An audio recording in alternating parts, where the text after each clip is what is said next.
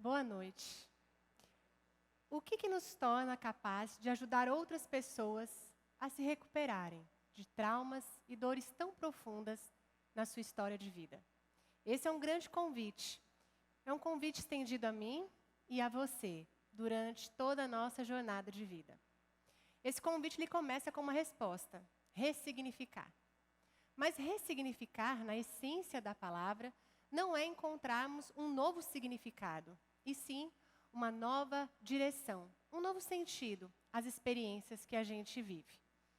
E após um trauma significativo, a gente pode entender que a vida ela é uma sucessiva formas de expressar lembretes que tornam a nossa jornada nessa terra essencial.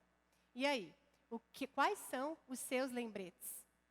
É muito fácil a gente falar assim quando tudo está bem, mas é tão desafiador quando estamos diante de um diagnóstico, quando estamos diante de uma situação extremamente difícil.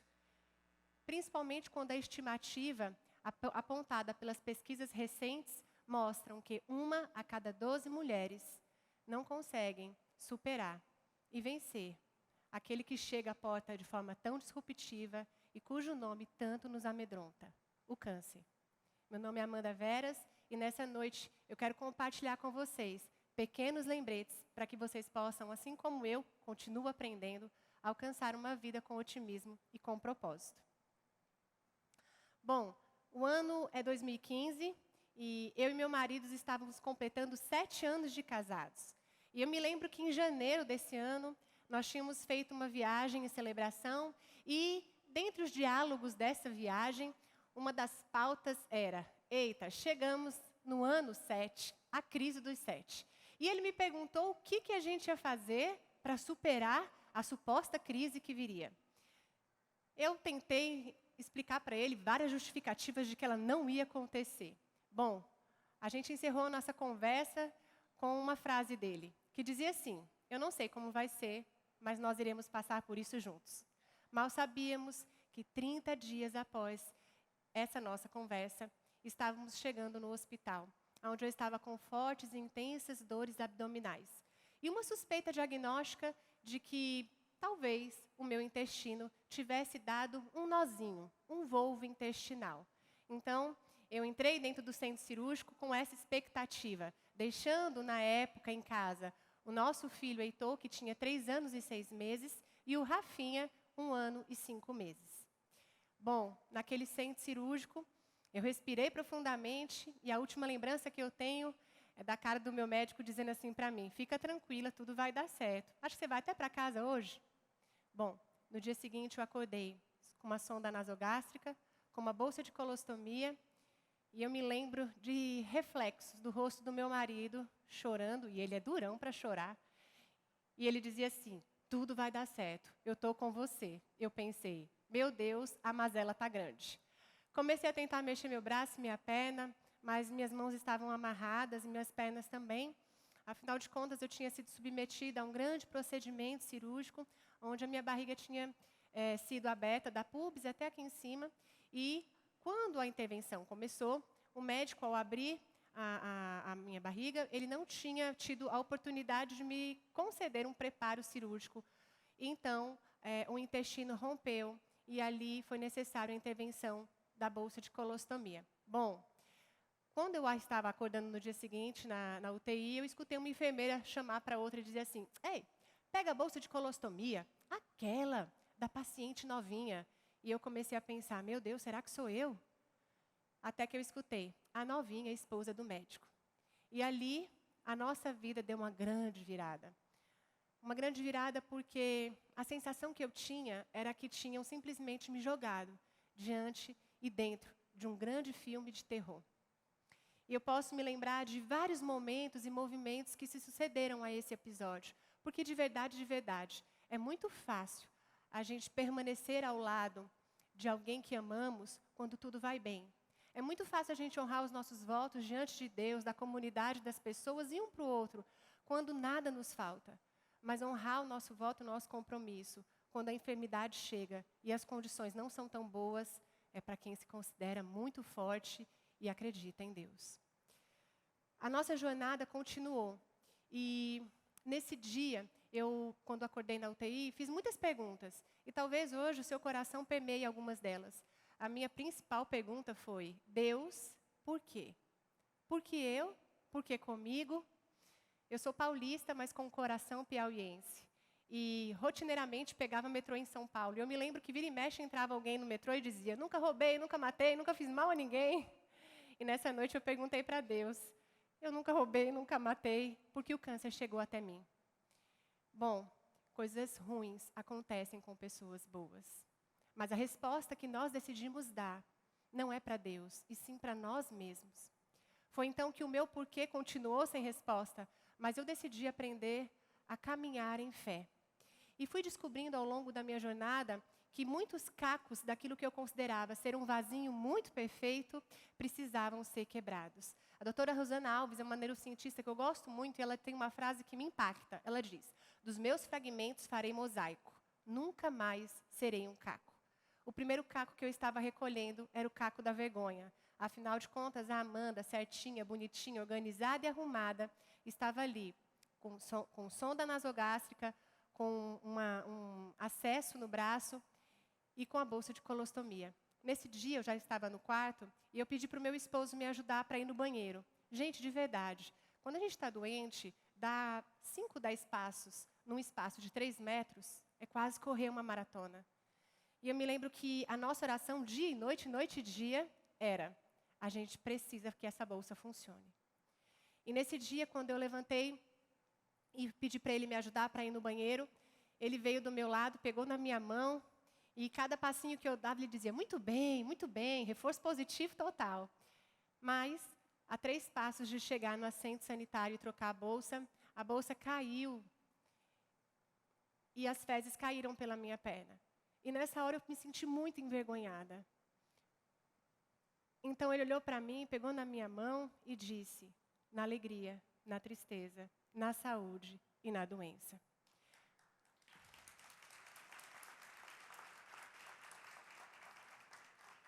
Será que diante dos desafios da vida você pode se lembrar dos votos que você fez? E nessa hora, sabe o que eu fiz? Comecei a gritar e mandar ele sair de perto. Sai daqui, sai daqui!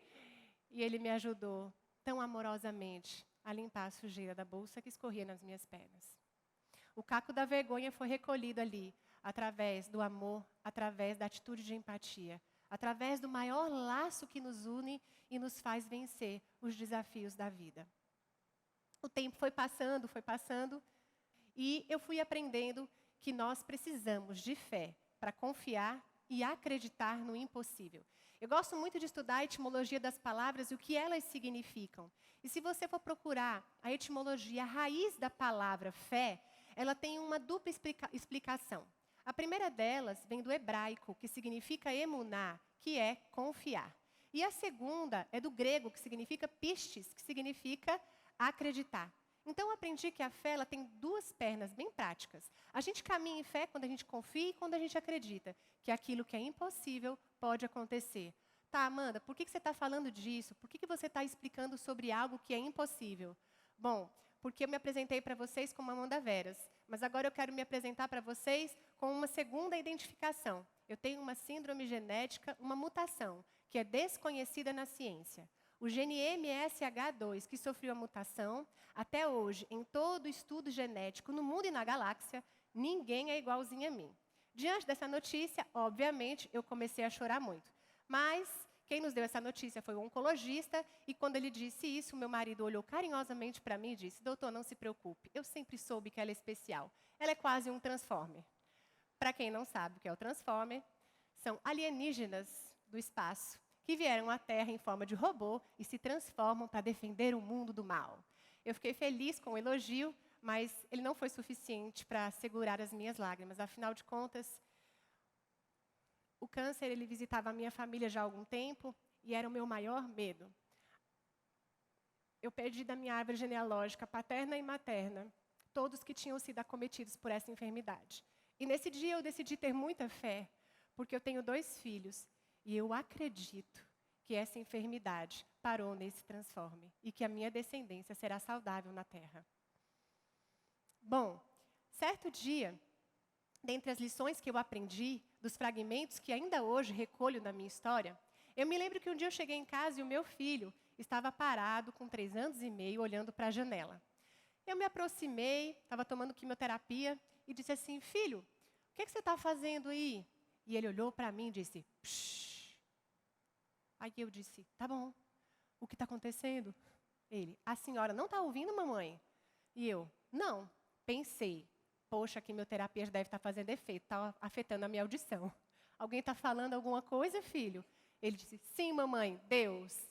Eu me gelei por dentro e logo pensei, meu filho, traduz o que Deus está te contando, porque eu quero saber. Ele respirou, olhou para mim e disse assim, mãe, fica tranquila. Ele está dizendo que a senhora vai ficar boa. Nesse dia eu aprendi que o olhar para a janela da vida é um convite para que a gente possa enxergar as coisas numa perspectiva diferente. Para que a gente possa olhar para os fragmentos e decidir recolher e construir o maior mosaico com aquilo que é tão diferente e que se chegou na tua mão é porque você é capaz de ressignificar e transformar. Mas não para só por aí, porque as crianças que a gente acha que precisa ensinar têm muito a nos fazer compreender e entender acerca da vida. E passado alguns meses, lá para o maio, junho, ele um dia estava sentado em casa e me fez uma pergunta. Mãe, quem aqui já recebeu pergunta difícil do filho? Pois é, essa foi uma desafiadora. Ele disse assim, mãe, quando a nossa família vai voltar a ser normal? E eu, Deus, está ruim o negócio, viu? Porque agora até anormal a gente está sendo aqui em casa. Meu filho, o que é que está acontecendo? Mamãe, famílias normais. As mães levam os filhos para a escola. Mãe, famílias normais, as pessoas veem a mãe com o filho na rua. E já tem muito tempo, mamãe, que a senhora não me leva na escola. Bom, eu tinha leucopenia, estava desnutrida, uma confusão por cima. E, sabe, a fé, ela é tão real como esse lugar que eu estou pisando. E nesse dia, a fé se materializou tão grande dentro de mim, e eu não sei, aliás, sei, né? Uma força divina invadiu meu coração. E eu disse, filho, não se preocupa, a nossa família volta a ser normal agora. Ele olhou para mim com os olhos brilhando e disse assim, uau, o que vai acontecer? Eu disse, a mamãe vai te levar para a escola. Presta atenção, as coisas tão extraordinárias na sua vida podem passar tão desapercebidas. E naquele dia, para mim, levar o meu filho para a escola foi a coisa mais importante que tinha acontecido naquele ano. Para quem gosta de bolsa, eu estava com a bolsa de colostomia, a de quimioterapia e, por que não, mais uma bolsa. Peguei a outra bolsa e disse, nós vamos agora para a escola, meu filho. Entra dentro do carro. E a gente entrou dentro do carro e fomos conversando. De repente, quando nós estávamos subindo a ponte estaiada, ele para e diz assim para mim, mamãe, eu preciso fazer uma coisa. Eu disse, xixi não dá. Ele disse, não, mãe. Eu preciso abaixar o vidro do carro e dar um recado. Eu disse, em cima da ponte estaiada? Ele disse, é, mamãe. Eu disse, tá bom. Quando eu abaixei o vidro do carro para ele, ele colocou a cabecinha para fora e disse assim, Teresina, presta atenção, vocês precisam escutar. Jesus acabou de curar a minha mãe.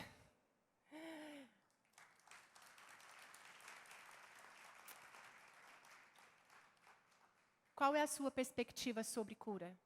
Qual o milagre que você acha que está tão distante de acontecer? Situações impossíveis são ambientes propícios ao milagre. Não me perguntem como cheguei na escola, mas eu cheguei. E a situação não acabou aí, porque quando eu cheguei na porta da sala de aula, ele me chama para perto dele e diz assim, não vai embora, mãe. Eu, tudo bem, hoje quem manda é você. Ele olhou nos meus olhos e disse, pera. Abriu a porta, chamou os colegas e disse, gente, vem para cá, vem para cá. E aquela turma linda, de quase 40 crianças, ficaram todas paradas olhando para a minha cara. Eu comecei a olhar, será que minha roupa rasgou, aconteceu alguma coisa? Aí ele, eu não disse para vocês? Eu tenho mãe. Essa é a minha mãe.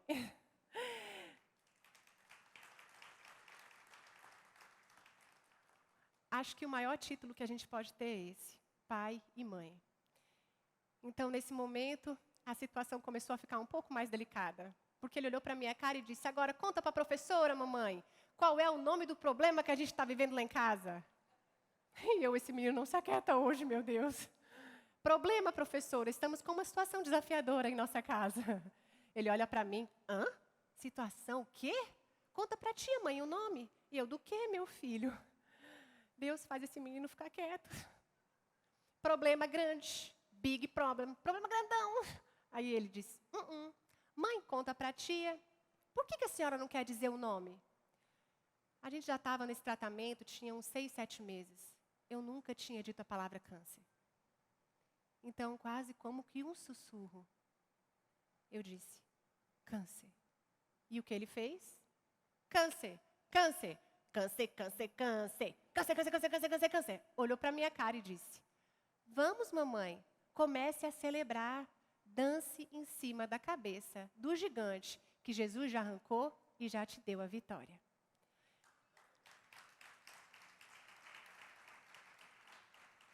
Nomear a angústia é descobrir a direção da cura. Qual é o nome da angústia que você ainda não consegue dizer?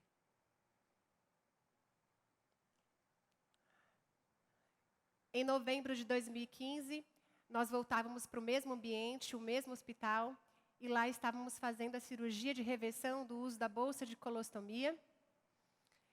E 35, aí também registros, né, da nossa última quimioterapia. Eu falo nossa porque a gente participou todos juntos de todos os processos.